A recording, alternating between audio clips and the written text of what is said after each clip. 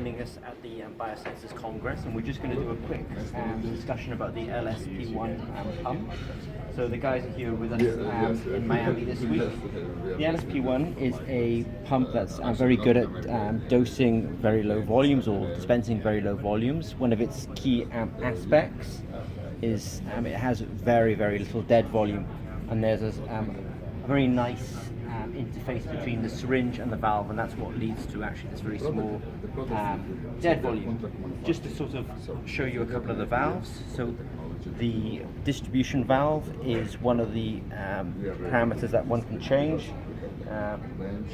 There's a couple of materials available, and then obviously this one has many more ports than the other valve. So that's a variable. The other variable is the syringe itself. That comes in very small volumes, bigger, and then up to something like 1,000 microliters. One of the things that's quite nice about it is actually a very small footprint. The way the guys have orientated this, it's in the vertical, so actually you can have a number of pumps next to each other and not cluttering up the bench. The software is actually really quite nice. So if you just come in and, I'm sorry about the flicking screen, but it's actually extremely clean. You know, one can easily see, all the valve positions. One could do, I'm literally looking at the manual screen here. I can tell it to do things quite quickly. There's also a macro recording, and with the macro recording, every time I do something, it knows about it, and then I can choose to actually save those macros into a program, and then I can run it later on. So I think there's a couple of things that I think are really cool about this. It's got extremely small dead volumes. Because of the multi-port, it can suck from many reservoirs, it can dispense in many directions. It's got a very small footprint. As I say, the dead volume is extremely important. It's got some variables in terms of syringe diameter and the valve itself.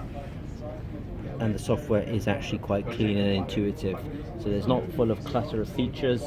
It's got a nice recording macro feature that allows you to do a sequence of things. So if you're doing an ELISA assay, you can write the add the antibody, add reagent, add secondary antibody, do a wash step, etc. So it really allows for the automation of microfluidic parts.